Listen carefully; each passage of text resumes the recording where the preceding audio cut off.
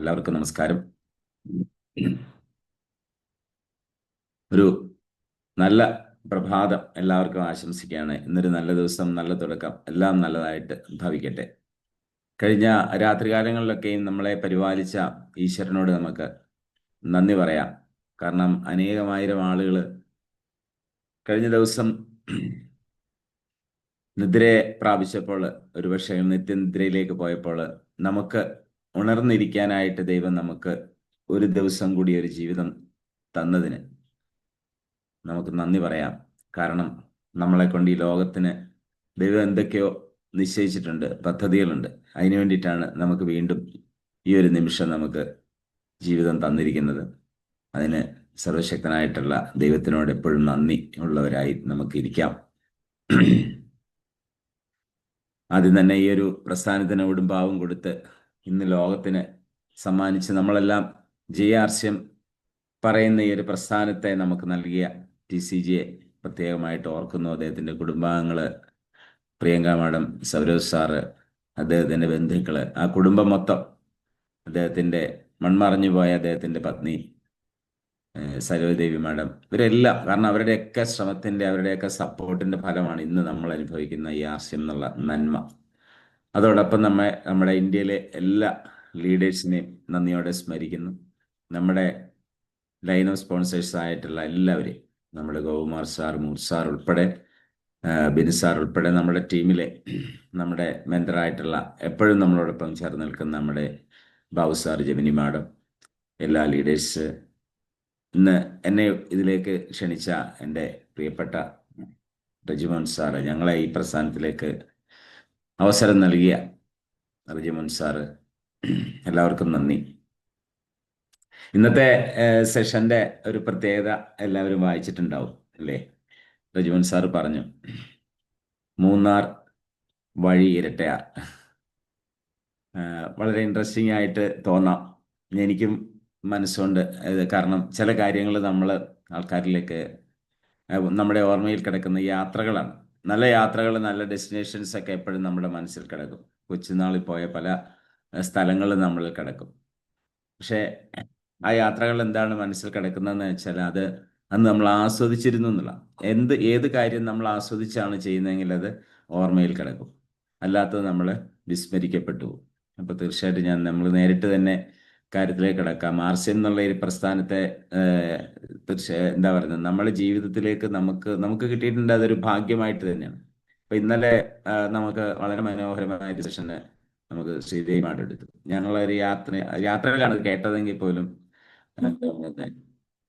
എന്താണ് ആർസ്യം വിഭാവനം ചെയ്യുന്ന സേവനം, ആരോഗ്യം, സേവനം, സംസ്കാരം, ഈ മൂന്ന് കാര്യങ്ങളിലാണ് അധിഷ്ഠിതമായിക്കൊണ്ട് പ്രവർത്തിക്കാനാണ് നമുക്ക് TCG ഇപ്പോൾ പറയുന്നത്. ഒരു സേവാ മനോഭാവം ഉണ്ടാകുക, അതുപോലെ തന്നെ നമുക്ക് ആരോഗ്യത്തോടെ ഇരിക്കാൻ സാധിക്കുക. അപ്പൊ ആരോഗ്യം ഉണ്ടെങ്കിൽ സേവനം ചെയ്യാൻ പറ്റുള്ളൂ.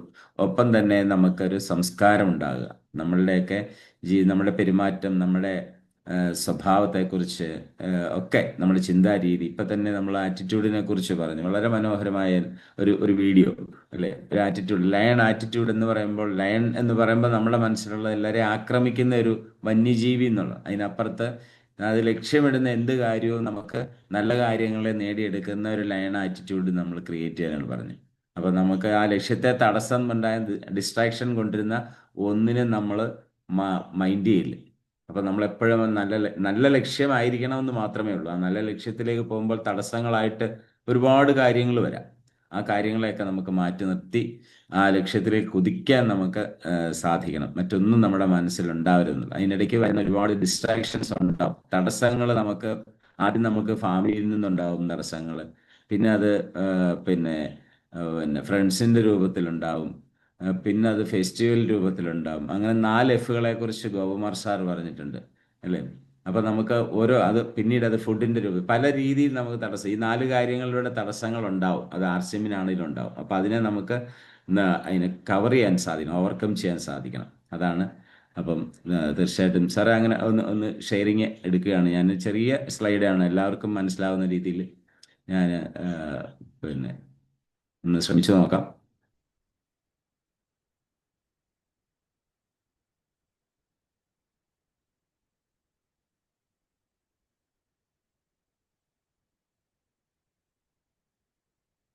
സാറെ ഫുൾ സ്ക്രീൻ ആയോ?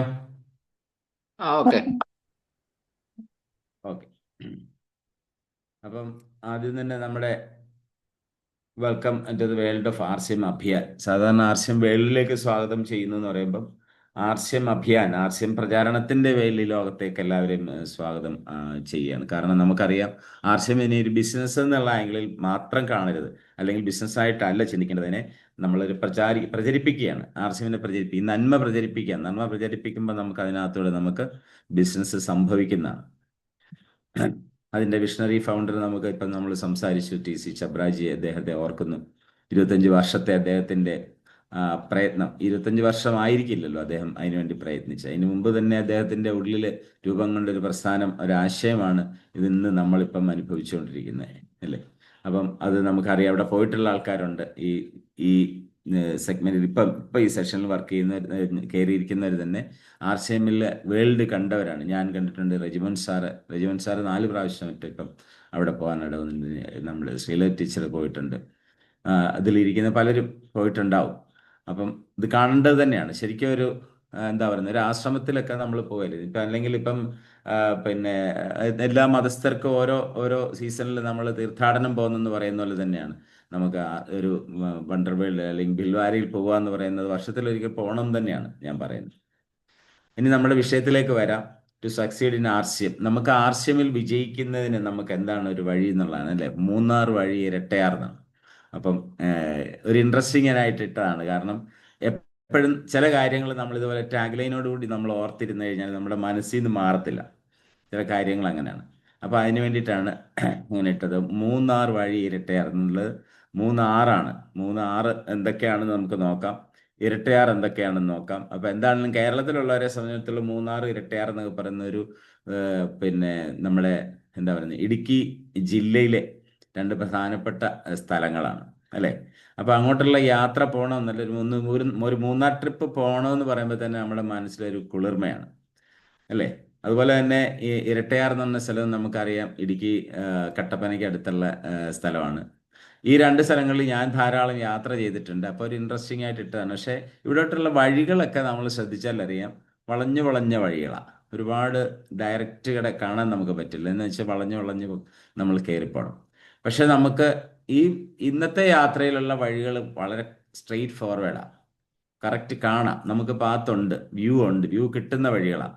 കൃത്യമായിട്ട് നമുക്ക് വാഹനം ഓടിക്കാൻ പറ്റുന്ന വഴികളിലൂടെയാണ് ഇന്നത്തെ നമ്മുടെ മൂന്നാർ യാത്ര നമ്മൾ സഞ്ചരിച്ചിരിക്കുന്നത്. അപ്പം നമുക്കൊന്ന് നോക്കാം എന്തൊക്കെയാണ് ഈ 3 ആറുകൾ എന്തൊക്കെയാണ്. ഇപ്പം 3R എന്നാണ് പറയുന്നത്, 3 ആറുകൾ. ആ 3 ആർസ് എന്ന് പറയുന്നത്, ആദ്യത്തെ ആറെന്ന് പറയുന്നത് റീപർച്ചേസ് ആണ്. കാരണം നമ്മുടെ ഇന്നത്തെ ദിവസത്തെ നമുക്കറിയാം 6:30 ആകുമ്പോൾ നമുക്ക് സ്റ്റോപ്പ് ചെയ്യണം. അപ്പം എല്ലാവരും ഒന്ന് നോട്ട് ചെയ്ത് വെക്കുക. കാരണം മനസ്സിലുണ്ടെങ്കിൽ പോലും പലപ്പോഴും നമ്മൾ ഒരു മാസം തുടങ്ങിക്കഴിഞ്ഞാൽ നമ്മൾ വിസ്മരിച്ചു പോകുന്ന ഒരു മേഖലകളാണ് ഇപ്പം ഞാൻ ഇന്ന് സംസാരിക്കുന്നത്. നമ്മളെപ്പോഴും നമ്മുടെ മൈൻഡിൽ നിന്ന് അങ്ങ് മാറും. പിന്നെ ആർസ്യം കാണും, പക്ഷെങ്കിൽ ഈ കാര്യങ്ങളൊന്നും മൈന്യൂട്ടായിട്ട് ചിന്തിക്കണമെന്നില്ല. അപ്പോൾ ഒന്നാമത്തെ ആറെന്ന് പറയുന്നത് റീപർച്ചേസ് ആണ്. റീപർച്ചേസ് എന്താണെന്ന് നമുക്ക് വിശദമായിട്ട് നോക്കാം. രണ്ടാമത്തെ ആറ് റീറ്റെയിൽ ചെയ്യാം. മൂന്നാമത്തെ ആറെന്ന് പറയുന്നത് റിക്രൂട്ട്മെന്റ് ആണ്. അപ്പം നമുക്ക് ഒന്ന് നോക്കാം, ഓരോന്നും പരിശോധിച്ച് നോക്കാം. ഇപ്പൊ ഒന്ന് റീപർച്ചേസ്, ഒന്നാമത്തെ ആർ. അപ്പോൾ റീപർച്ചേസ് എന്ന് പറയുന്നത് RCMലെ സംബന്ധിച്ചിടത്തോളം നമ്മുടെ ഉൽപ്പന്നങ്ങളെല്ലാം നിത്യോപയോഗ സാധനങ്ങളാണ്. ഇപ്പം നമ്മൾ പുതുതായിട്ട് ഇതിനകത്ത് ഇന്ന് ആരെങ്കിലും കടന്നു വന്നിട്ടുണ്ടെങ്കിൽ, അല്ലെങ്കിൽ ആദ്യം കുറച്ച് നാളുകളെ ആയിട്ടുള്ളെങ്കിൽ, അതുപോലെ തന്നെ ഇനി വരാൻ പോകുന്ന, ഇനി നമ്മൾ കൊണ്ടുവരാനായിട്ട് ഉദ്ദേശിക്കുന്ന ആൾക്കാരെ ഒക്കെ നമ്മൾ ഏറ്റവും മനസ്സിൽ കൊണ്ടുവരേണ്ട സാധനം എന്ന് വെച്ചാൽ RCM ഒരു നെറ്റ്വർക്കിന് വേണ്ടി മാത്രം രൂപീകരിച്ച പ്രസ്ഥാനമല്ല. നിത്യോപയോഗ സാധനങ്ങൾ ആൾക്കാർക്ക് ന്യായവിലയിൽ മായമില്ലാത്ത നല്ല ഗുണനിലവാരമുള്ള ഉൽപ്പന്നങ്ങൾ പൊതുവിപണിയെക്കാട്ടിലും കുറഞ്ഞ വിലയിൽ നമുക്ക് ലഭ്യമാക്കുന്ന ഒരു പ്രസ്ഥാനത്തിന് രൂപം കൊടുത്തപ്പോൾ അതിനകത്ത് പ്രവർത്തിക്കുന്ന ആൾക്കാർക്ക് വരുമാനം കിട്ടാൻ ഒരു നെറ്റ്വർക്കിന്റെ സാധ്യത ഉപയോഗിച്ചെന്നേ ഉള്ളൂ. ഈ സാധനങ്ങളെല്ലാം നമുക്ക് വേണ്ടതാണ്. ഇന്ന് നമ്മുടെ പൊതുവിപണിയിലുള്ള സാധനങ്ങൾ മാത്രമാണ്, നമ്മൾ പുതുതായിട്ടൊന്നും കണ്ടെത്തിയിട്ടില്ല.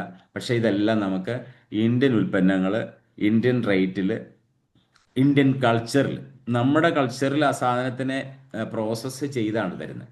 എങ്കിൽ മാത്രമേ നമ്മുടെ ഇന്ത്യൻ കൾച്ചറിൽ, ഇന്ത്യൻ മണ്ണിൽ ജീവിക്കുന്ന ഒരു ഭാരതീയനെ സംബന്ധിച്ചിടത്തോളം ആ ഉൽപ്പന്നങ്ങൾ കഴിച്ച് ആരോഗ്യം നേടാം. നമുക്ക് നമ്മുടേതായിട്ടുള്ള ഒരു കൾച്ചറുണ്ട്, നമ്മുടേതായിട്ടുള്ള ഒരു പ്രകൃതിയുണ്ട്, നമുക്ക് എല്ലാ രാജ്യത്തും പോയ ഒരേ പ്രകൃതിയല്ല, കാലാവസ്ഥ ഒരുപോലെ അല്ല. അപ്പം ഇന്ത്യ എന്ന് പറയുന്നത് ഇന്ന് ലോകമെമ്പാടുമുള്ള ആൾക്കാർ വരാനും ഇഷ്ടപ്പെടാനും, ഒരു പക്ഷെങ്കിൽ മറ്റ് രാജ്യങ്ങളിലെ ആഭ്യന്തര കലഹമൊക്കെ ഉണ്ടായിക്കൊണ്ടിരിക്കുന്ന രാജ്യങ്ങളിലെ ജനത ആഗ്രഹിക്കുന്ന പോലും ഒരു രാജ്യമാണ് ഇന്ത്യയിൽ ജനിച്ചിരുന്നെങ്കിൽ എന്ന്, അല്ലെങ്കിൽ ഇന്ത്യയിൽ വന്ന് പോയി താമസിച്ചിരുന്നെങ്കിൽ എന്ന് വിചാരിക്കുന്ന ഒരുപാട് ജനതകൾ ഇന്ന് ലോകത്ത് താമസിക്കുന്നു. കാരണം അവിടെയൊക്കെ അരാജകത്വം കൊടികൊള്ളുന്ന സ്ഥലങ്ങളാണ്. അപ്പോൾ അവിടെ നിന്നൊക്കെ ഇങ്ങോട്ട് വരാൻ ആഗ്രഹിക്കുന്ന ആൾക്കാരുണ്ട്. പക്ഷെ നമ്മുടെ ആൾക്കാർ അതൊന്നും മൈൻഡ് ചെയ്യാതെ പുറത്ത് പൊയ്ക്കൊണ്ടിരിക്കുക, മക്കളെയൊക്കെ പുറത്ത് വിട്ടുകൊണ്ടിരിക്കുക. വിടണ്ടെന്നല്ല, അവരവിടെ പൊക്കോട്ടെ, രാജ്യങ്ങൾ കാണണം. പക്ഷെ നമ്മുടെ ഈ ഉൽപ്പന്നങ്ങൾ ഉൾപ്പെടെ ഇന്ന് ആൾക്കാർ, വിദേശത്തുള്ള ആൾക്കാരെ ഇന്ത്യയിൽ നിന്നും RCMന്റെ ഉൽപ്പന്നങ്ങൾ കൊണ്ടുപോകാൻ തുടങ്ങി. അപ്പം റീപർച്ചേസ് എന്ന് പറയുന്നത്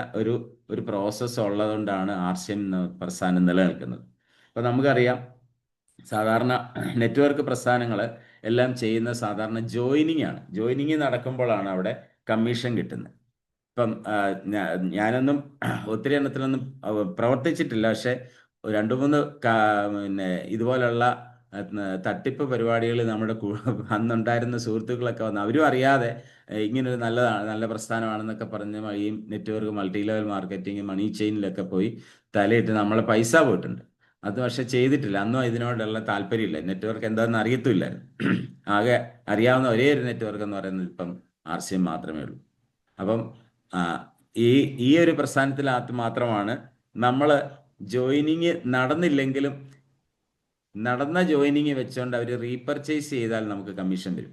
പക്ഷേ മറ്റ് കമ്പനികളല്ല, ഓൾമോസ്റ്റ് ഉള്ള കമ്പനികൾ, ഇന്ത്യയിൽ ഇപ്പോൾ പ്രവർത്തിച്ചുകൊണ്ടിരിക്കുന്ന മൾട്ടി ലെവൽ മാർക്കറ്റിംഗ് കമ്പനികളൊക്കെ തന്നെ അവിടെ ജോയിനിങ് നടക്കുമ്പോൾ മാത്രമേ പൈസ കിട്ടത്തുള്ളൂ, കമ്മീഷൻ കിട്ടത്തുള്ളൂ. പക്ഷെ ഇവിടെയാണ് നമ്മുടെ മാജിക് എന്ന് പറയുന്നത്, ഏറ്റവും വണ്ടർഫുൾ ആയിട്ടുള്ള. കാരണം എന്നും വേണ്ട ഉൽപ്പന്നങ്ങൾ തന്നുകൊണ്ട് ഇങ്ങനെ ഒരു റീസണബിൾ പ്രൈസിൽ ഏതൊരു സാധാരണക്കാരനും, അല്ലെങ്കിൽ ഒരു ഏറ്റവും കൂടുതൽ പർച്ചേസിങ് കപ്പാസിറ്റി ഉള്ള ഒരു പണം ഉണ്ടെന്ന് പറയുന്ന ആൾക്കാർക്കും വാങ്ങാൻ പറ്റുന്ന ക്വാളിറ്റിയിലുള്ള സാധനങ്ങൾ ഒരേ നിലവാരത്തിൽ. അപ്പം ഇന്ത്യയിലെ പിന്നെ ജനതയുടെ ഒരു അസമത്വം അവർ അനുഭവിക്കുന്ന, പൈസ ഇല്ലാത്തവർക്ക് കുറഞ്ഞ ക്വാളിറ്റിയുള്ള സാധനം, പൈസ ഉള്ളവർക്ക് കൂടിയ ക്വാളിറ്റിയുള്ള സാധനം, ഇതിനെല്ലാം മാറ്റിയിട്ട് ഒരേ നിലവാരത്തിൽ ഗുണനിലവാരമുള്ള സാധനം ഇന്ത്യയിൽ എല്ലാവർക്കും കൊടുക്കാനായിട്ട് ഒരു പ്രസ്ഥാനം തയ്യാറാകുന്ന ആലോചിച്ച് നോക്കുക, അല്ലേ? TCGയുടെ ആ ഒരു മനസ്സിനെ ആലോചിച്ച് നോക്കുക. അദ്ദേഹത്തിന് വേണമെങ്കിൽ ശതകോടീശ്വരന്മാർക്ക് കൊടുക്കാൻ പറ്റുന്ന രീതിയിൽ ക്വാളിറ്റിയുള്ള സാധനം കൂടുതൽ വിലയ്ക്ക് കൊടുക്കാൻ പറ്റുന്ന ഒരു സെറ്റ് ഓഫ് പ്രോഡക്റ്റ് വേണം നിർമ്മിക്കാമായിരുന്നു. പാവപ്പെട്ടവർക്ക് കൊടുക്കാനായിട്ട് ക്വാളിറ്റി കുറഞ്ഞ സാധനം വേണം നിർമ്മിക്കാമായിരുന്നു, അല്ലേ? അപ്പം അദ്ദേഹത്തിന് ആ ഒരു മനസ്സാണ് വേണം നമ്മൾ കാണേണ്ടത്. അതിനകത്ത് ഉൾക്കൊണ്ട് നമുക്ക് നിൽക്കാൻ സാധിക്കണം. സാധനങ്ങൾക്ക് വില കൂടുതലുണ്ട് എന്ന് പറയുന്ന ആൾക്കാരെ നമ്മൾ പറഞ്ഞ് പഠിപ്പിക്കണം. ഇപ്പൊ പുതുതായിട്ട് ജോയിൻ ചെയ്യുന്ന ആൾക്കാർ, ഇപ്പൊ ഇതിലിരിക്കുന്ന ആൾക്കാരാണെങ്കിലും റീപർച്ചേസ് ചെയ്യുമ്പോൾ എന്തോരം സാധനങ്ങൾ ഉണ്ടെന്ന് നോക്കി. നമ്മുടെ ജീവിതത്തിൽ വേണ്ട മുഴുവൻ സാധനങ്ങൾ, വളരെ കുറച്ച് സാധനങ്ങളെ പുറത്തുനിന്ന് വാങ്ങിക്കേണ്ടതുള്ളൂ. അപ്പം പക്ഷെ അതിനെക്കുറിച്ച് ആൾക്കാർ ചോദിക്കും, പഞ്ചസാരയുണ്ടോ, കടുകുണ്ടോ, അല്ലെ, ഉഴുന്നുണ്ടോ, ഇതൊക്കെ ആയിരിക്കും ആൾക്കാർ ചോദിക്കുന്നത്. ഇല്ലാത്തത് ചോദിക്കും. പക്ഷെ ഉള്ളതിനെക്കുറിച്ച് ഉള്ളത് നമ്മൾ വാങ്ങിക്കാനായിട്ട് നമുക്ക് സാധിക്കണം. അപ്പം അതുകൊണ്ട് ആദ്യം വേണ്ടത് ഈ ഒരു പ്രസ്ഥാനത്തിനകത്ത്, ഇതിനകത്ത് ഒരു ബിസിനസ് ആംഗിളിൽ, അല്ലെങ്കിൽ നമ്മൾ ഇതിനകത്തുനിന്നൊരു വരുമാനത്തിന്റെ ഭാഗത്ത് കൂടെ ചിന്തിക്കുമ്പോൾ റീപർച്ചേസ് നടക്കുന്നുണ്ടെന്നുള്ള ഉറപ്പ് വരുന്നു. ഞാനും വാങ്ങണം, ഞാൻ കൊണ്ടുവന്ന്, ഞാൻ വഴി RCMലേക്ക് വന്ന ആൾക്കാർ വാങ്ങുന്നു എന്ന് നമുക്ക് ഉറപ്പാക്കണം. അപ്പം മൂന്നാറിലെ ആദ്യത്തെ റീപർച്ചേസ് ആണ്. രണ്ടാമത്തെ എന്ന് പറഞ്ഞാൽ റീറ്റെയിലാണ്. നമുക്ക് റീറ്റെയിൽ ചെയ്യാം, കുറച്ച് സാധനങ്ങൾ നമുക്ക് റീറ്റെയിൽ ചെയ്യാൻ സാധിക്കണം. അപ്പോൾ അതിന് വേണ്ടിയിട്ടുള്ള ഏറ്റവും പ്രധാനപ്പെട്ട ഒരു മാർഗം നമുക്ക് TCG പറഞ്ഞു തരുന്നുണ്ട്. നമുക്ക് പൊതുവായിട്ടുള്ള, നമുക്കിപ്പോൾ വരുന്ന എല്ലാവർക്കും സാമ്പത്തികം കാണില്ല ഒരു ഷോപ്പ് നടത്താനായിട്ടുള്ള. അപ്പം ഞാനും RCMലേക്ക് വന്ന സമയത്ത് 2020 ഒക്ടോബർ മാസത്തിൽ വന്ന സമയത്ത് മല്ലപ്പള്ളി മേഖലയിലൊക്കെ കുറച്ച് റൂംസ് ഒക്കെ പോയി തപ്പി. നമ്മുടെ മനസ്സിൽ ആദ്യം തോന്നുന്നത്, ഇതിൻ്റെ ഇത് കാണുമ്പോൾ, അല്ലെങ്കിൽ ഇതിനെക്കുറിച്ച് അറിയുമ്പോൾ ഒരു കട ഇട്ടാൽ, ഒരു ഷോപ്പ് ഇട്ടാൽ. പക്ഷെ അത് എല്ലാവർക്കും പ്രായോഗികമല്ല.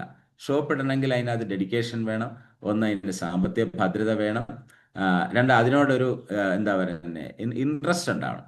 എല്ലാവർക്കും ഷോപ്പിട്ട് എല്ലാവർക്കും RCMന്റെ ഷോപ്പ് ഉടമകളായി മാറാൻ പറ്റില്ല. ഷോപ്പ് ഉടമകളാണെങ്കിൽ അതിനകത്ത് ചില ത്യാഗങ്ങൾ എടുക്കാൻ തയ്യാറാണ്. അപ്പം അങ്ങനെയുള്ളവർക്കാണ്. അപ്പം അങ്ങനെയുള്ളവർക്ക്, അല്ലെങ്കിൽ സാമ്പത്തിക ശേഷി ഇല്ലാത്തവർ, അങ്ങനെ സമയമില്ലാത്തവർക്ക്, പണം ഇല്ലാത്തവർക്കൊക്കെ വേണ്ടിയിട്ട് TCG കൊണ്ടുവന്നിരിക്കുന്നതാണ് റീറ്റെയിൽ ചെയ്യാൻ നമ്മളെ സഹായിക്കുന്നതിന് വേണ്ടി ഡിസ്പ്ലേ വാളുകൾ. അപ്പൊ ഇതിനകത്തിരിക്കുന്ന ആൾക്കാരിൽ എത്ര പേർക്ക് ഡിസ്പ്ലേ വാള് സജീവമായിട്ട് നടത്തുന്നുണ്ട്, ആത്മാർത്ഥമായിട്ട് നടത്തുന്നുണ്ട്? ഒന്ന് hand raise, digital hand raise ചെയ്യാം. ഡിസ്പ്ലേ വാൾ എടുത്ത് ഇത് കൃത്യമായിട്ട് നടത്തുന്ന ആൾക്കാർക്ക്. റെജിമൻ സാർ നോക്കുന്നുണ്ടാവും നന്നായിട്ട്. ആൻസി മാഡം വീട്ടിൽ നടത്തുന്നുണ്ട്. പ്രിൻസ് സാറിനെ എനിക്കറിയാം, പ്രിൻസ് സാറിനെ ഞാൻ പോയി കണ്ടതാണ്. എത്ര പേർക്ക്? ഓക്കെ, റെജിമൻ സാറിനുണ്ട്. അപ്പം ഒന്ന് ആത്മാർത്ഥമായിട്ട് ചിന്തിക്കുക, ഞാൻ ഈ പറയുന്ന രീതിയിൽ ഒരു ഡിസ്പ്ലേ വാൾ തയ്യാറാക്കിയിട്ടുണ്ടോ എന്ന് ചിന്തിക്കുക. ഇല്ലെങ്കിൽ ഇമ്മീഡിയറ്റ് ആയിട്ട് ഒരു ഡിസ്പ്ലേ വാൾ വീട്ടിൽ സെറ്റ് ചെയ്യണം. കാരണം ആരൊക്കെ വന്നാലും ഒരു വീട്ടിൽ, നമ്മുടെ വീട്ടിൽ വിരുന്നുകാരെന്നുള്ള അർത്ഥത്തിലല്ല, ആര് നമ്മുടെ വീട്ടിൽ അയൽക്കാർ വന്നാലും നമ്മുടെ വീട്ടിൽ നമ്മൾ ചെയ്യുന്ന ഈ പ്രസ്ഥാനത്തെക്കുറിച്ചുള്ള ഒരു അറിയിപ്പ് കൊടുക്കുന്നതിനുള്ള ഒരു സൂചകമാണ്. ഷാജി സാറ് ഒക്കെ കയ്യെത്തിയിട്ടുണ്ട്, സിമി മാഡം ഉണ്ട്. അപ്പം ഓക്കെ, താങ്ക് യു. അപ്പം അതിനുള്ള സൂചകമാണ് ശരിക്കും ഡിസ്പ്ലേ വളർന്നത്. അപ്പം നമുക്ക് റീറ്റെയിൽ ചെയ്യാൻ എളുപ്പമാണ്. അപ്പോൾ എന്നും പോയി കടയിൽ നിന്ന് സാധനം വാങ്ങി വെക്കുക. അതൊരു 10,000 രൂപയുടെ സാധനം ഒന്നിച്ച് വാങ്ങി വീട്ടിൽ വെച്ചിട്ട് പോകുന്ന ദിവസങ്ങളിൽ ആ സാധനങ്ങൾ എടുത്തുകൊണ്ട് പോവാം നമ്മളത് റീറ്റെയിൽ ചെയ്യാനായിട്ട്. കാരണം റീറ്റെയിൽ ചെയ്യുന്നത് കുറച്ച് പണം ഉണ്ടാക്കാൻ വേണ്ടി മാത്രമല്ല, ഒന്ന് വരുമാനത്തിന് വേണ്ടിയിട്ടാണ്. കാരണം ഇൻസ്റ്റന്റ് ആയിട്ടുള്ള വരുമാനം നമുക്ക് കിട്ടണമെന്നുണ്ടെങ്കിൽ കുറച്ച് സാധനങ്ങൾ നമ്മൾ റീറ്റെയിൽ ചെയ്യണം. അതിന് സെയിൽ ചെയ്യുന്നതല്ല, നമുക്ക് ഷെയറിംഗ് ആണ്. ഒപ്പം തന്നെ നമുക്ക് പുതിയ ആൾക്കാരെ കണ്ടെത്തണമെന്നുണ്ടെങ്കിൽ റീറ്റെയിലിംഗ് നടന്നാലേ പറ്റത്തുള്ളൂ. വീട്ടിലേക്ക് കുറച്ച് സാധനങ്ങൾ വാങ്ങി ഉപയോഗിച്ചു, ഒരു 10,000-2,000 രൂപയുടെ സാധനം എല്ലാ മാസവും വാങ്ങി ഉപയോഗിക്കുന്നുണ്ടെങ്കിൽ നമ്മൾ സാധാരണ ഒരു ഉപഭോക്താവ് മാത്രമാണ്.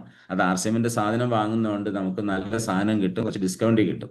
അല്ലാതെ പിന്നെ ഒരു 6 മാസം കൺസിസ്റ്റൻസി ഉണ്ടെന്നുണ്ടെങ്കിൽ നമുക്ക് അതിനകത്തുനിന്ന് ഫ്രീ പ്രോഡക്റ്റും കിട്ടും. അല്ലാതെ മറ്റ് പ്രയോജനങ്ങളിൽ ഒരു സാമ്പത്തികമായിട്ടുള്ള ഉന്നമനത്തിലേക്കോ ആരോഗ്യകരമായ ഒരു നല്ല നേട്ടത്തിലേക്കോ വരണമെങ്കിൽ കൃത്യമായി 100% യൂസ് ചെയ്യണം. 100% യൂസേജ്, നോ എക്സ്ക്യൂസ്. ഇതാണ് നമ്മുടെ ലീഡേഴ്സ് എല്ലാം പറയുന്ന കാര്യം. അത് നമുക്കും അനുഭവിച്ചറിഞ്ഞിട്ടുണ്ട്. 100% ആർസിഎമ്മിന്റെ ഉൽപ്പന്നങ്ങൾ ഉപയോഗിച്ചാൽ നമുക്ക് നമ്മുടെ ആരോഗ്യത്തെ നമുക്ക് തിരിച്ചു പിടിക്കാൻ പറ്റും, ആരോഗ്യം കാത്തു സൂക്ഷിക്കാൻ പറ്റും. അപ്പോൾ ഒന്ന് ആലോചിച്ച് നോക്കിയാൽ അത്രയും അങ്ങനത്തെ സാധനം നമ്മൾ ആൾക്കാരെ പരിചയപ്പെടുത്തിയാലേ ആർസിഎമ്മിന് ഇങ്ങനൊരു പ്രസ്ഥാനം ഉണ്ടെന്നും ഇത്രയും നന്മയുണ്ടെന്നും മനസ്സിലാകത്തുള്ളൂ. അപ്പം നമ്മൾ വീട്ടിലേക്ക് ആവശ്യത്തിന് ഒരു മാസം നമുക്ക് 2 കിലോയുടെ 2 ആട്ട മതിയെങ്കിൽ അത് മാത്രമാണ് മേടിക്കുന്നതെങ്കിൽ എങ്ങനെ നമ്മൾ മറ്റൊരാളെ പരിചയപ്പെടുത്താൻ നമ്മുടെ ഒരു എക്സ്ട്രാ ഇല്ല? നമ്മുടെ വീട്ടിലേക്ക് ആവശ്യമുള്ള ഒരു പേസ്റ്റ് ഒരു മാസം ഒരു 3-4 പേര് താമസിക്കേണ്ടതാണെങ്കിൽ ചിലപ്പം 2 പേസ്റ്റ് ഓരോന്നും മതിയായിരിക്കും. പക്ഷെ ഒരാളെ ഒന്ന് പരിചയപ്പെടുത്തുന്ന പേസ്റ്റ് വേണ്ടതാണ്. അപ്പൊ എല്ലാത്തിൻ്റെയും 1, 2, 3 എണ്ണം എക്സ്ട്രാ മേടിച്ച് വെക്കുന്നതിനാണ് നമ്മൾ ഈ ഡിസ്പ്ലേ വാൾ എന്ന് പറയുന്നത്. അത് നമ്മൾ സെയിൽ ചെയ്യാൻ അല്ലെങ്കിൽ റീറ്റെയിൽ ചെയ്യാൻ തയ്യാറായാൽ അതിൽ നിന്ന് നമുക്ക് വരുമാനവും കിട്ടും, പുതിയ ആൾക്കാരെ കണ്ടെത്താനായിട്ട് നമ്മളെ സഹായിക്കും. അപ്പം 2ാമത്തെ R എന്ന് പറയുന്നത് റീറ്റെയിൽ. ഇതിന് പ്രാധാന്യമുണ്ട്, നിസ്സാരമല്ല. എനിക്ക് കൊണ്ട് വിൽക്കാൻ മടിയാണ് എന്നൊക്കെ നമ്മൾ മനസ്സിൽ ഒരു പിന്നെ എന്താ പറയുന്നത്, ഒരു തടസ്സം കിടക്കുന്നുണ്ട്. അതിനെ മാറ്റുന്ന രീതി എന്ന് പറയുന്നത് ഇത്രേ ഉള്ളൂ. ഞാൻ വിൽക്കുക അല്ല ചെയ്യുന്നത്, ഞാൻ എൻ്റെ ഉൽപ്പന്നങ്ങൾ പരിചയപ്പെടുത്തുകയാണ് ചെയ്യുന്നത് എന്നാണ് നമ്മൾ പറയേണ്ടത്, അല്ലേ? നമ്മളിപ്പം സ്ത്രീകളൊക്കെ ആണെങ്കിൽ ഇപ്പം നമുക്കറിയാം, ഒരു സ്വർണ്ണമാലയൊക്കെ മേടിച്ചു കഴിഞ്ഞാൽ നമ്മുടെ നിങ്ങൾ കൂട്ടുകാരെ അയൽക്കാരൊക്കെ, ആഹാ ഇതെന്താ, ഇത് നല്ല മാലയാണല്ലോ, നല്ല മോഡലാണല്ലോ എന്ന് പറഞ്ഞാൽ ആ മാല വിൽക്കുകയല്ലല്ലോ നമ്മൾ ചെയ്യുന്നത്, ആ മാല പരിചയപ്പെടുത്തുക. ആ മാല ഊരി കൊടുക്കുമോ? അല്ലെങ്കിൽ അന്നേരം തന്നെ നമ്മൾ വിൽക്കുകയാണ്. ആ മാല കാണിച്ചു കഴിയുമ്പം അതുപോലൊരു മാല മേടിക്കാൻ, അല്ലെങ്കിൽ ഒരു സാരി, അല്ലെങ്കിൽ ഒരു വസ്ത്രം, എന്തോ ആയിക്കോട്ടെ, അല്ലെങ്കിൽ ഒരു ഫോണ്, ഇതൊക്കെ നമ്മൾ മേടിക്കാൻ ആൾക്കാരെ പ്രേരിപ്പിക്കുകയാണ് ചെയ്യുന്നത്. അവരും പോയി മേടിക്കും. പക്ഷെ അവിടെ നമുക്ക് പൈസ കിട്ടുമോ? ഇല്ല. പക്ഷെ ആർസിഎമ്മിൽ നമ്മളൊരു സാധനം നല്ലത് മേടിക്കാൻ പ്രേരിപ്പിച്ചാൽ നമ്മൾക്ക് പണവും വരും. പുതിയ ആൾക്കാരെ ഈ പ്രസ്ഥാനത്തിലേക്ക് കൊണ്ട് നമ്മുടെ കസ്റ്റമർ കമ്മ്യൂണിറ്റി വർദ്ധിപ്പിക്കാൻ സാധിക്കും. 3ാമത്തെ R, 3 R എന്ന് പറഞ്ഞാൽ റിക്രൂട്ട്മെന്റ് ആണ്. ഇത് നിങ്ങളൊരു പടം കാണുന്നുണ്ടായിരിക്കും. ഇവിടെ ഒരു പട്ടാളത്തിലെ ആൾക്കാരെ എടുക്കുന്നതിന് വേണ്ടിയിട്ടുള്ള റിക്രൂട്ട്മെന്റ് ആദ്യത്തെ കുറച്ച് ഭാഗങ്ങളാണ്. ഓട്ട മത്സരം അവന്റെ സ്റ്റാമിന പരിശോധിക്കാനായിട്ട് ചെയ്യുന്നതാണ്. എന്ന് പറഞ്ഞാൽ പട്ടാളത്തിൽ അല്ലെങ്കിൽ പോലീസ് അതുപോലുള്ള ഏത് ഉത്തരവാദിത്തപ്പെട്ട, ഈവൻ ഒരു ഓഫീസിലെ പിയൂണിനെ ആണെങ്കിൽ പോലും റിക്രൂട്ട്മെന്റ് ചെയ്യുന്നത് ഇന്റർവ്യൂ നടത്താൻ എടുക്കത്തില്ല. ഇന്റർവ്യൂ നടത്തി അവർക്ക് ആ ജോലിക്ക് അവരുടെ എന്തൊക്കെ യോഗ്യതയാണെന്നും പരിശോധിക്കാതെ ആളിനെ എടുക്കില്ല. അതിനാണ് റിക്രൂട്ട്മെന്റ് എന്ന് പറയുന്നത്. പക്ഷെ ആർസിഎമ്മിൽ എങ്ങനെയാണ്? ആർസിഎമ്മിൽ 50 ലക്ഷം രൂപ വരെ വരുമാനം മേടിക്കാൻ സാധ്യതയുള്ള അവസരമുള്ള ഈ പ്രസ്ഥാനത്തിലേക്ക് ആർക്ക് വേണമെങ്കിലും വന്നേച്ച് എനിക്ക് വരണമെന്ന് പറഞ്ഞ് ജോയിൻ ചെയ്യാം, അല്ലെ? പക്ഷെ ജോയിൻ ചെയ്യുന്ന എല്ലാവരും 50 ലക്ഷം മേടിക്കാൻ പ്രാപ്യരാണോ, യോഗ്യതയുണ്ടോ, അവർ അതിനുവേണ്ടി പ്രവർത്തിക്കുമോ ഇല്ലയോ നമുക്ക് അറിയില്ല. അപ്പൊ എന്താണ് വേണ്ടേ? ഒരു റിക്രൂട്ട്മെന്റ് നമുക്ക് നടത്താൻ സാധിക്കണം. വരുന്ന എല്ലാവരും വർക്ക് ചെയ്തോളും, എല്ലാവർക്കും പോസ്റ്റ് ഇട്ട് കൊടുത്ത് എല്ലാവരും ഉണർവ് മീറ്റിംഗ് കയറിക്കോളും എന്നൊന്നും വിചാരിച്ചിട്ട് കാര്യമില്ല. ഈ സിസ്റ്റം അനുസരിച്ച് പ്രവർത്തിക്കുന്ന ആൾക്കാരെ ജോയിനിങ്ങിൽ നിന്ന് എടുത്തിട്ടാണ് നമ്മൾ എന്ത് ചെയ്യേണ്ടത്? നമ്മുടെ ഈ ജൈത്ര യാത്രയിൽ, ഈ യാത്രയിൽ കൊണ്ടുപോകണം, നമ്മളോടൊപ്പം ചേർന്ന് നിന്ന് അവരെ രക്ഷിക്കണം എന്നുണ്ടെങ്കിൽ എന്ത് ചെയ്യണം? സിസ്റ്റം അനുസരിച്ച് പ്രവർത്തിക്കുന്നവരെ റിക്രൂട്ട് ചെയ്യണം. അപ്പം വലിയ മാസമായിട്ടുള്ള ഇപ്പം 100 ജോയിനിങ് ഒരു മാസം കൊണ്ടുവന്നു, നെക്സ്റ്റ് മന്ത് അവർ സാധനങ്ങളൊന്നും വാങ്ങുന്നില്ലെങ്കിൽ നമുക്കൊരു കാര്യമില്ല. അവിടെ പി വി ജനറേറ്റ് ചെയ്യുന്നതാണ് നമുക്ക് ആർസിഎമ്മിൽ വരുമാനം വരുന്നത്. അപ്പം നമ്മളെ സെൽഫിൽ പർച്ചേസ് ചെയ്താൽ പി വി ജനറേറ്റ് ചെയ്യാം, നമ്മളോടൊപ്പം അസോസിയേറ്റ് ചെയ്ത് വന്ന ഒരു സാധനം റീപർച്ചേസ് ചെയ്താൽ നമുക്ക് പി വി ജനറേറ്റ് ചെയ്യാം, പുതിയ ആൾക്കാരെ റിക്രൂട്ട് ചെയ്താൽ നമുക്ക് പി വി ജനറേറ്റ് ചെയ്യാം. പക്ഷെ റിക്രൂട്ട് ചെയ്യുന്നതിൽ നമ്മൾ ആൾക്കാരുടെ സിസ്റ്റം, അവർ 6/6 പാലിക്കുന്നുണ്ടോ, മീറ്റിങ്ങുകളിൽ കൃത്യമായിട്ട് വരാറുണ്ടോ, പ്രോഡക്റ്റിനെ കുറിച്ച് നോളജ് ഉണ്ടോ, ജോയിനിങ് പഠിച്ചിട്ടുണ്ടോ, ആൾക്കാരോട് എങ്ങനെയാണ് സംസാരിക്കുന്നത്, ജാള്യതയുണ്ടോ. അപ്പോൾ അങ്ങനെയുള്ള ആൾക്കാർക്ക് അല്ല, ഇതൊന്നും ചെയ്യാൻ പാടില്ലാത്ത ആൾക്കാർ ഒരിക്കലും ആർസിഎമ്മിൻ്റെ ബിസിനസിൻ്റെ പാർട്ടാണ് ഇത്. അവരെ വിശ്വസിച്ചുകൊണ്ട് അല്ലെങ്കിൽ അങ്ങനത്തെ ആൾക്കാരെ വെച്ചുകൊണ്ട് ഈ ബിസിനസ് വളർത്താൻ പറ്റില്ല. അതിലെ ആർസിഎം അഭിയാൻ വളർത്താൻ പറ്റില്ല. അപ്പം നമ്മൾ റിക്രൂട്ട് ചെയ്യണം, ആൾക്കാരെ തിരഞ്ഞെടുക്കണം, ശേഷിയുള്ള, ക്ഷമയുള്ള ക്ഷമയുള്ള, നമ്മളോടൊപ്പം ഇറങ്ങി പ്രവർത്തിക്കാൻ തയ്യാറുള്ള ആൾക്കാരെ നമുക്ക്. അപ്പം 100 ജോയിനിങ് വന്നാൽ ചിലപ്പോൾ അതിൽ നിന്ന് 10 പേര് കഷ്ടിയായിരിക്കും നമുക്ക് പ്രവർത്തിക്കാനായിട്ട്. അപ്പോൾ റിക്രൂട്ട്മെന്റ് കറക്റ്റ് ആയിരിക്കണം. അങ്ങനെയുള്ള ആൾക്കാരെ വേണം ചൂസ് ചെയ്ത് സമൂഹത്തിന്റെ മുന്നിൽ നിർത്താൻ, അല്ലേ? നാട്ടിലുള്ള സകല അടാവടി കേസുകളും പോയി വെള്ളം അടിച്ച് മോശമായ രീതിയിൽ പോകുന്ന ഒരു വ്യക്തിക്ക് ഒരിക്കലും ഒരു പേസ്റ്റും കൊണ്ട് പോയി രാവിലെ ഒരു വീട്ടിൽ കൊടുക്കാൻ പറ്റുമോ?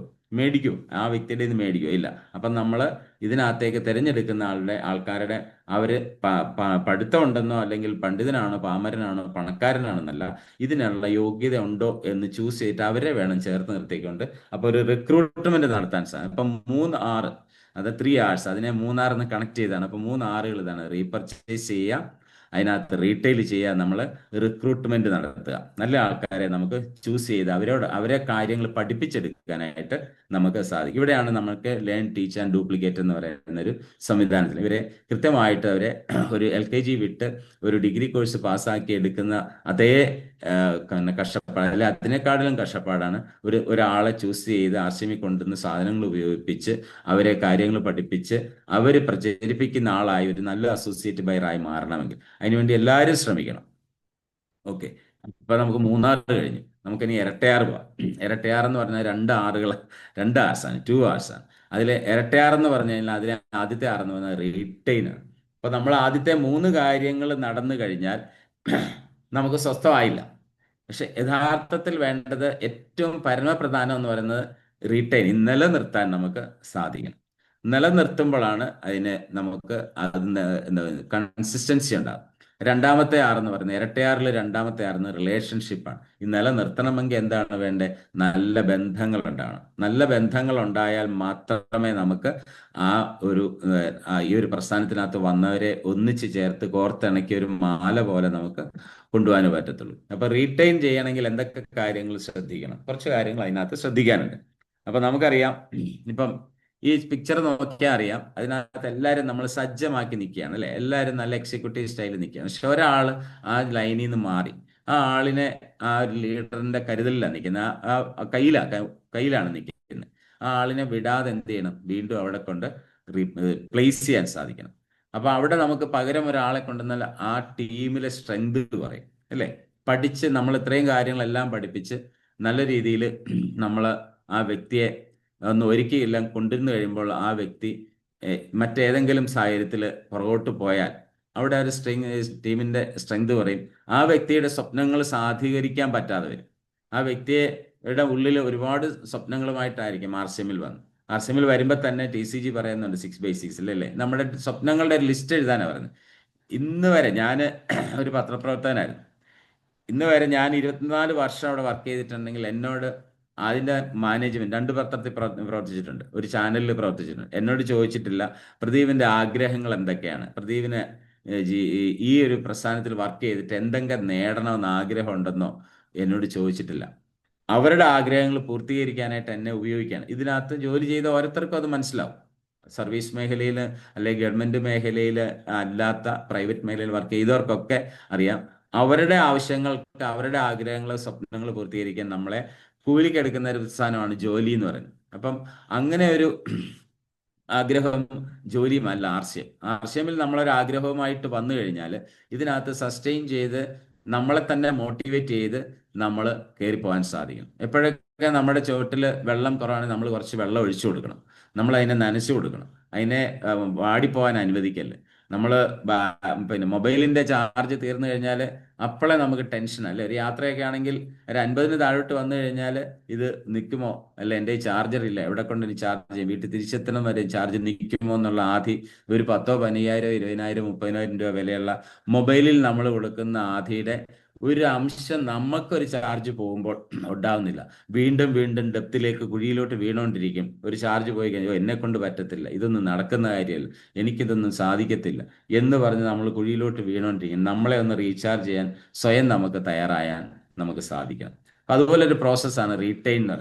അപ്പം നമ്മൾ സ്വയം ചാർജ് ചെയ്യുകയും വേണം, ഒപ്പം തന്നെ നമ്മളോടൊപ്പം വന്നിരിക്കുന്ന ആൾക്കാരെ ചാർജ് ചെയ്ത് നിലനിർത്താൻ നമുക്ക് സാധിക്കണം. അപ്പൊ റീറ്റൈനിങ് ഇല്ലെങ്കിൽ നമ്മൾ എന്തെല്ലാം ആർസിഎം ചെയ്താൽ, ആർസിഎം എന്നല്ല, ജീവിതത്തിലും അങ്ങനെ തന്നെയാണ്.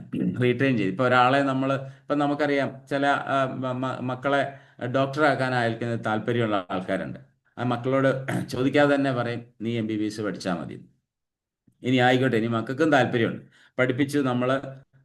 പിന്നെ 3+2 കഴിഞ്ഞു, അടുത്ത എൻട്രൻസ് എഴുതി പരീക്ഷ പാസ്സായി 4 വർഷത്തെ അവിടുത്തെ കഠിനമായ പഠനം, കാര്യങ്ങൾ, ഹൗസ് സർജൻസി കാര്യങ്ങളെല്ലാം കഴിഞ്ഞൊരു ഡോക്ടറായിട്ട് ഇറങ്ങി വന്നിട്ട് ഇയാളോട് പറയാണ് PSCയുടെ ഒരു പരീക്ഷ ആയിരുന്നു, ഒരു ക്ലറിക്കൽ ടെസ്റ്റ് ഉണ്ട്, പോയി എഴുതി അതിനകത്തുനിന്ന് കയറാൻ പറഞ്ഞാൽ സ്വാഭാവികമായിട്ടും ആ ഡോക്ടറെ നമുക്ക് റീറ്റെയിൻ ചെയ്യാൻ പറ്റുന്നില്ല. ആ ഡോക്ടർ നഷ്ടപ്പെട്ടു, അവിടെ ഒരു ക്ലർക്കിനെ നമുക്ക് സൃഷ്ടിക്കാനേ പറ്റിയിട്ടുള്ളൂ. അപ്പൊ ഇതുപോലെ പലതരത്തും സംഭവിക്കുന്നു. എന്തൊക്കെ ആകണമെന്ന് ആഗ്രഹിച്ചു വരികയും വേറെ എന്തെങ്കിലുമൊക്കെ ആയിത്തീരുകയും ചെയ്യുമ്പോൾ ആഗ്രഹിച്ചതിനെ റീറ്റെയിൻ ചെയ്യാൻ നമുക്ക് നിലനിർത്താനായിട്ട് സാധിക്കുന്നില്ല എങ്കിൽ അവിടെ നമ്മൾ ഉദ്ദേശിച്ച കാര്യങ്ങളൊന്നും നടക്കത്തില്ല. അപ്പം ആ നിലനിർത്താൻ നമുക്ക് സാധിക്കണം. ഇതിനകത്ത് ഒരാളെ കൊണ്ടുവന്നാൽ അയാളെ കാര്യങ്ങൾ പഠിപ്പിച്ച് അയാളെ ഒരു ഡയമണ്ട് ആക്കണം എന്നാണ് ആഗ്രഹത്തോടെ കൊണ്ടുവരികയും വരുന്ന ആളുടെ ആഗ്രഹമെങ്കിൽ അതിനെ റീറ്റെയിൻ ചെയ്യാൻ വരുന്ന ആളും കൊണ്ടിരുന്ന ആളും ഒരുപോലെ അതിന് വേണ്ടിയിട്ട് പ്രവർത്തിച്ചാൽ മാത്രമേ ആ വ്യക്തിയെ റീറ്റെയിൻ ചെയ്യാൻ പറ്റൂ. അങ്ങനെ വ്യക്തികളെ ആയിട്ടുള്ള ഒരു സമൂഹത്തെ റീറ്റെയിൻ ചെയ്യുന്നതാണ് ആർസിഎമ്മിൽ ഒരു ടീം എന്ന് പറയുന്നത്. ആ ടീമിനെ റീറ്റെയിൻ ചെയ്യാൻ നമുക്ക് എല്ലാവർക്കും ഓരോരുത്തർക്കും ഉത്തരവാദിത്തമുണ്ട്, അത് നമുക്ക് സാധിക്കും. അടുത്ത ഇരട്ടയാറിലെ രണ്ടാമത്തെ ആറാണ് റിലേഷൻഷിപ്പ്. യഥാർത്ഥത്തിൽ നമുക്ക് ഈ റീറ്റെയിനിങ്ങും കാര്യങ്ങളും എല്ലാം നടക്കണം, എന്താണ് വേണ്ടത്? നല്ല ബന്ധങ്ങൾ ഉണ്ടാവണം.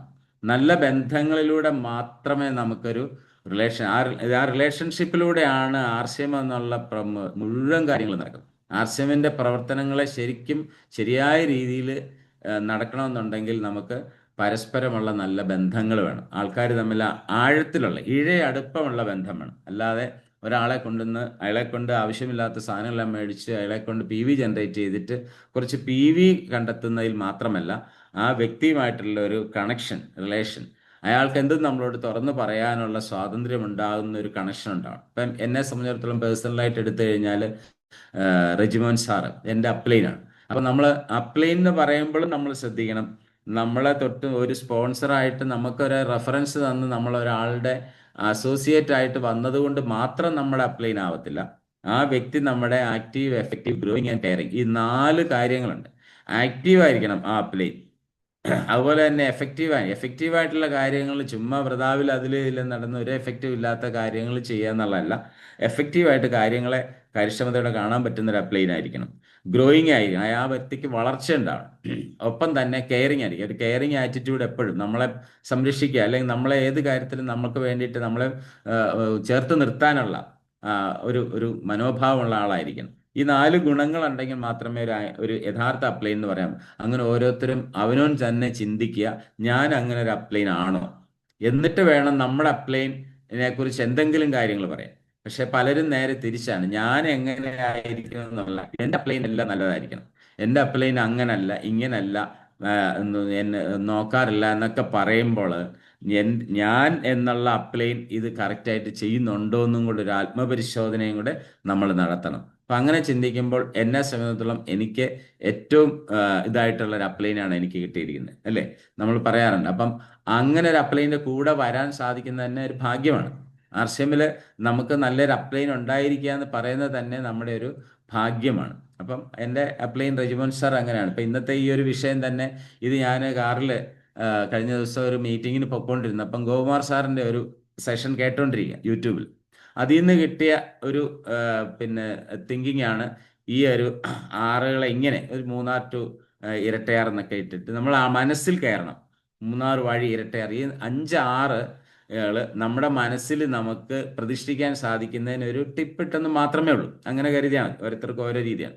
അപ്പൊ ഇത് ഞാൻ ചെന്ന റെജിമൻ സാറിനോട് പറഞ്ഞു, അടുത്തൊരു ക്ലാസ് ഞാൻ എടുക്കുന്ന സാറേ ഇതാണ്, മൂന്നാർ വഴി ഇരട്ടയാർ. ആ പിന്നെന്താ എടുക്കുക. അപ്പം ഞാൻ എന്ത് പറയുന്ന അതിനെ എന്നെ പ്രോത്സാഹിപ്പിക്കുന്ന ഒരു അപ്ലൈൻ എനിക്കുള്ളത് കൊണ്ടാണ് എനിക്ക് ഇതൊക്കെ ചെയ്യാൻ പറ്റുന്നത്. അപ്പൊ അങ്ങനെ ഒരു അപ്ലൈനായി മാറണം. ചില കാര്യങ്ങൾ, ചില അപ്ലൈൻസ് നമുക്ക് ഇന്നതിനെ ചെയ്യണമെന്ന് പറയല്ല, അവർ പ്രവർത്തിച്ച് കാണിക്കും. അവർ ചെയ്ത് കാണിക്കുമ്പം നമ്മൾ അതങ്ങ് ഏറ്റെടുത്ത് നമ്മളും അതുപോലെ ചെയ്യാൻ ശ്രമിക്കണം.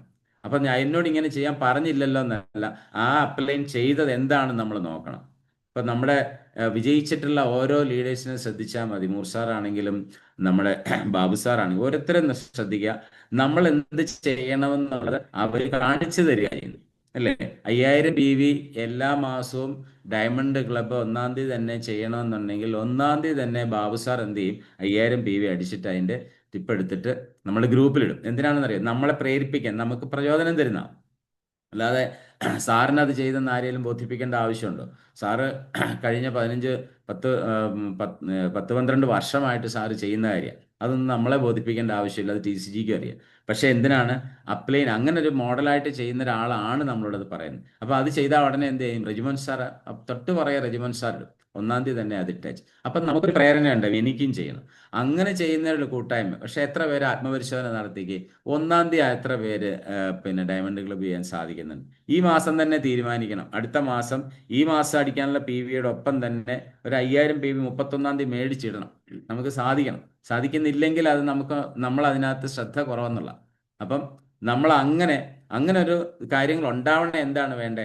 നമ്മുടെ ടീമിൽ നല്ല ബന്ധങ്ങൾ ഉണ്ടാവണം. ആൾക്കാർ തമ്മിലുള്ള ബന്ധങ്ങളാണ് യഥാർത്ഥത്തിൽ നമുക്ക് അവിടെ വേണ്ടത്. അപ്പൊ നല്ല റിലേഷൻഷിപ്പാണ് ഈ പറഞ്ഞ നമ്മൾ മുൻപ് പറഞ്ഞ 4 കാര്യങ്ങൾ. നമുക്ക് റീപർച്ചേസ് നടക്കണമെങ്കിലും, റീറ്റെയിൽ ചെയ്യണമെങ്കിലും, റിക്രൂട്ട്മെന്റ് നടത്തണമെങ്കിലും, അതിനെ റീറ്റെയിൻ ചെയ്ത് നിലനിർത്തണമെങ്കിൽ ഏറ്റവും പരമപ്രധാനം ഉള്ള കാര്യം എന്ന് പറയുന്നത് പരസ്പരമുള്ള നമ്മുടെ റിലേഷൻഷിപ്പാണ്. ഇതൊരു കുടുംബജീവിതത്തിലും അങ്ങനെ തന്നെയല്ലേ, അല്ലേ? എന്നാലോചിച്ച് നോക്കിയാൽ നമുക്കിപ്പം ഒരു കുടുംബജീവിതത്തിൽ ഭാര്യ ഭർത്തൃ ബന്ധം, അച്ഛൻ അമ്മ മക്കൾ ബന്ധം എങ്ങനെയാണ്? ആ ബന്ധത്തെ ആഴത്തിലുള്ള അടുപ്പം ഇല്ല എങ്കിൽ അവിടെ എപ്പോഴും പൊട്ടിത്തെറിയായിരിക്കും, അല്ലേ? അല്ലേ വെറുതെ നമ്മൾ പരസ്പരം മനസ്സിലാക്കാത്ത കുറച്ച് പേര് ഒരു റൂമിനുള്ളിൽ താമസിക്കുന്ന ഒരു ഹോമെന്നോ ഹൗസെന്നോ അതിനെ പറയാൻ പറ്റരുത്. അപ്പൊ എല്ലായിടത്തും വേണ്ട കാര്യം റിലേഷൻഷിപ്പാണ്. ഈ റിലേഷൻഷിപ്പ് നന്നായിരുന്നാൽ മാത്രമേ നമുക്ക് മികച്ച രീതിയിൽ ഒരു സാമൂഹ്യ ജീവിതം കൊണ്ടുപോകാൻ പറ്റത്തുള്ളൂ. അതിൽ ആ സാമൂഹ്യ ജീവിതം പഠിപ്പിക്കുന്ന ഒരു പ്രസ്ഥാനമാണ് ശരിക്കും RCM. ഒന്ന് ആലോചിച്ച് നോക്കി, റിലേഷൻഷിപ്പിനെ കുറിച്ച് TCG പറഞ്ഞ 21 ഗോൾഡൻ സ്റ്റെപ്പിലെ നമ്മുടെ കർദിനാൾ റൂൾസ് എന്ന് പറഞ്ഞാൽ 7 കർദിനാൾ റൂൾസ് എടുത്തു കഴിഞ്ഞാൽ അതിനകത്ത് കൃത്യമായ റിലേഷൻഷിപ്പ് പഠിപ്പിക്കുന്നു. ഒരു സാമൂഹ്യമായിട്ട് നമ്മൾ എങ്ങനെയാണ് ഇടപെട്ട് നിൽക്കേണ്ടതെന്നല്ല. മറ്റുള്ളവരുടെ അനാവശ്യമായ കാര്യങ്ങൾ ഇടപെടാൻ പാടില്ല. പക്ഷേ നമുക്ക് സ്വാഭാവികമായിട്ട് ഇന്ന് സമൂഹത്തിൽ മറ്റുള്ളവരുടെ കാര്യത്തിൽ കയറി ഇടപെട്ട് അത് കുളമാക്കുക എന്നുള്ള. അപ്പൊ അവിടെ എല്ലാം നമ്മളെ പഠിപ്പിക്കുന്നുണ്ട്. ഒരു നല്ല മനുഷ്യനായി ജീവിക്കണമെങ്കിൽ വേണ്ട ക്വാളിറ്റീസിനെ കുറിച്ച് അദ്ദേഹം പറയുന്നുണ്ട്. ഒരു അസോസിയേറ്റ് ബയർ ആയി വരുമ്പോൾ വേണ്ട കാര്യങ്ങളെക്കുറിച്ച് പ്രാൺഗീതിന്റെ തൊട്ടടിയിലെ ബുക്കിൽ എഴുതിയിട്ടുണ്ട്, പ്ലാൻ ബുക്കിൽ. എത്ര പേര് വായിച്ചിട്ടുണ്ട്? കുറെ പേര് വായിച്ചിട്ടുണ്ടാവും, പക്ഷെ കാണാത്തവരുണ്ട്. ഇന്ന് തന്നെ നോക്കണം, അല്ലെ? വിശ്വാസമാണ് ആദ്യം പറയുന്നത്. നിങ്ങൾ വിശ്വസ്തനായിരിക്കണം എന്നാണ് പറയുന്നത് അതിനകത്ത്. നേതൃത്വ പാഠവത്തെക്കുറിച്ച് പറയുന്നുണ്ട്, ക്രിയാത്മകതയെക്കുറിച്ച് പറയുന്നുണ്ട്, ഒരുപാട് കാര്യങ്ങളാണ്. ലഹരി നിർമ്മാർജ്ജനത്തെക്കുറിച്ച് പറയുന്നുണ്ട്, സ്ത്രീ ശാക്തീകരണം, ഒരുപാട് കാര്യങ്ങളിൽ ഒരു ക്വാളിറ്റി ഉള്ള ഒരു ബിസിനസ്, ഒരു അസോസിയേറ്റ് ബയർ എങ്ങനെ ആയിരിക്കണം എന്ന് പറയുന്നത് മറ്റൊരു പ്രസ്ഥാനത്തിലുമില്ല. അപ്പം ഇതിനെല്ലാം വേണ്ട ഈ ഒരു നല്ലൊരു സ്ട്രോങ് ആയിട്ടുള്ള ഒരു നെറ്റ്വർക്ക് ക്രിയേറ്റ് ചെയ്യുന്നതിന് വേണ്ടത് ശരിക്കും നല്ല റിലേഷൻഷിപ്പാണ്. മോശമായ വാക്കുകൾ പറയാതിരിക്കുക, മറ്റുള്ള നമ്മുടെ അസോസിയേറ്റുമാരെ മറ്റു പൊതുസമൂഹത്തിൽ വെച്ചോ ഒരു മീറ്റിങ്ങിൽ വെച്ചോ കളിയാക്കാതിരിക്കുക, പരിഹസിക്കാതിരിക്കുക. അവർ ചെയ്ത കാര്യം നന്മ മാത്രം പുറത്തു പറയുക, നല്ലതിന് മറ്റതുണ്ടെങ്കിൽ പേഴ്സണലായിട്ട് പറയും. എന്തെങ്കിലും കുറ്റങ്ങൾ കുറവുള്ളത് പേഴ്സണലായിട്ട് മാത്രം പറയാം, നന്നാവാനായിട്ട്. ഓക്കെ. അപ്പം നല്ല റിലേഷൻഷിപ്പ് കൃത്യമായിട്ട് വരണമെന്നുണ്ടെന്നുണ്ടെങ്കിൽ അതിനകത്ത് പ്രധാനമായിട്ടും വേണ്ട ഒരു കാര്യമാണ് കമ്മ്യൂണിക്കേഷൻ. നമുക്ക് ശരിക്കും പരസ്പരം നമ്മളുള്ള ആശയവിനിമയം എന്ന് പറയുന്ന എഫക്റ്റീവ് കമ്മ്യൂണിക്കേഷന് വേണ്ടി ആശയവിനിമയം. ആ ആശയവിനിമയം ഉണ്ടെങ്കിൽ വർത്തമാനം പറയേണ്ട ആവശ്യമില്ല. പിന്നെ നമ്മുടെ നിശബ്ദത പോലും കമ്മ്യൂണിക്കേഷനായി മാറാറുണ്ട്. പരസ്പരം നമ്മൾ ഒരു ആത്മബന്ധമുള്ള അസോസിയേറ്റ് വേറെ ഒരു അപ്ലൈൻ ആണെങ്കിൽ ഒരു നോട്ടം മതി. എന്താണ് അപ്ലൈൻ ഉദ്ദേശിച്ചതെന്ന് ആ നോട്ടത്തിലൂടെ, അല്ലെങ്കിൽ അസോസിയേറ്റ് ആ നോട്ടത്തിലൂടെ എന്താണ് ഉദ്ദേശിച്ചതെന്ന് ഒരു അപ്ലൈന് മനസ്സിലാക്കാൻ പറ്റുന്ന തരത്തിലുള്ള ഇഫക്റ്റീവ് ആയിട്ടുള്ള ഒരു കമ്മ്യൂണിക്കേഷൻ, നിശബ്ദത പോലും നമുക്ക് കമ്മ്യൂണിക്കേഷനായി മാറുന്ന കാണാൻ സാധിക്കും. ആ ഒരു തരം അത് അസോസിയേറ്റ് ബയറും അപ്ലൈൻ മാത്രം മതിയോ? നമ്മുടെ സമൂഹ ജീവിതത്തിൽ, നമ്മുടെ കുടുംബ ജീവിതത്തിൽ വേണം കമ്മ്യൂണിക്കേഷൻ. മക്കളുമായിട്ടുള്ള കമ്മ്യൂണിക്കേഷൻ, ഭാര്യാഭർത്തൃ കമ്മ്യൂണിക്കേഷൻ വേണം, അച്ഛനമ്മമാരോടുള്ള കമ്മ്യൂണിക്കേഷൻ വേണം, സുഹൃത്തുക്കളോട് കമ്മ്യൂണിക്കേഷൻ വേണം. അമ്മനെ കമ്മ്യൂണിക്കേഷൻ എന്ന് പറയുന്നത് നിത്യജീവിതത്തിൽ വേണ്ട ഒരു കാര്യമാണ്. അതിനെ എങ്ങനത്തെ കമ്മ്യൂണിക്കേഷനാണ്? ആശയവിനിമയം എന്ന് പറഞ്ഞാൽ നമുക്ക് രണ്ട് രീതി, പല രീതിയിലുള്ള ആശയവിനിമയം, ഒരുപാട് രീതിയിലുണ്ട്. പക്ഷേ നമുക്ക് വേണ്ടത് എഫക്റ്റീവ് കമ്മ്യൂണിക്കേഷൻ. ആർസിഎമ്മിൽ നമുക്ക് എപ്പോഴും വേണ്ടത് നമ്മൾ ഇടപെടുന്ന കസ്റ്റമേഴ്സുമായിട്ട്, നമ്മൾ സാധനങ്ങൾ കൊടുത്ത ആൾക്കാർ, ജോയിൻ ചെയ്ത ആൾക്കാർ, ഇവരോടൊക്കെ വേണ്ടത് നല്ല ആത്മബന്ധത്തിലും റിലേഷൻഷിപ്പിലും പോകണമെങ്കിൽ നല്ല ആശയവിനിമയം ഉണ്ടാവണം. അല്ലേ? കണ്ടിട്ട് നമ്മൾ നമ്മുടെ കയ്യിൽ നിന്ന് സാധനങ്ങളൊക്കെ വാങ്ങി നമ്മളോട് സഹകരിച്ച ഒരാൾ എതിരെ വരികയോ അല്ലെങ്കിൽ നമ്മളോട് ഒരു ഫോൺ വിളിക്കുകയോ ഒക്കെ ചെയ്യുമ്പോൾ നമ്മൾ കൊടുക്കുന്ന ഒരു കമ്മ്യൂണിക്കേഷൻ ഉണ്ട്, ആശയവിനിമയം. അതിനെ നമുക്ക് എഫക്റ്റീവ് ആക്കാൻ സാധിച്ചാൽ മാത്രമേ നമുക്ക് റീറ്റെയിൻ ചെയ്യാൻ പറ്റത്തുള്ളൂ. അപ്പോൾ റീറ്റെയിൻ ചെയ്യണമെങ്കിൽ എന്ത് വേണം? കമ്മ്യൂണിക്കേഷൻ വേണം, റിലേഷൻഷിപ്പും വേണം. അല്ലേ? റീറ്റെയിൻ ചെയ്യാനായിട്ട് എന്ത് വേണം? നമുക്ക് വേണ്ട കാര്യങ്ങൾ റീപർച്ചേസ് ചെയ്യണം, റിക്രൂട്ട്. ഇതെല്ലാം അതുകൊണ്ടാണ് ഈ 5 6കളെ ഒന്ന് കോർത്തിണക്കിക്കൊണ്ട് 3 ഇരട്ടയാർ എന്ന് നമ്മുടെ മനസ്സിൽ ഇത് പ്രവർത്തിച്ചാൽ മാത്രമാണ് ശരിയായ രീതിയിൽ നമുക്ക് ആർസിഎമ്മിൽ ഒരു വിജയം ഉണ്ടാവും.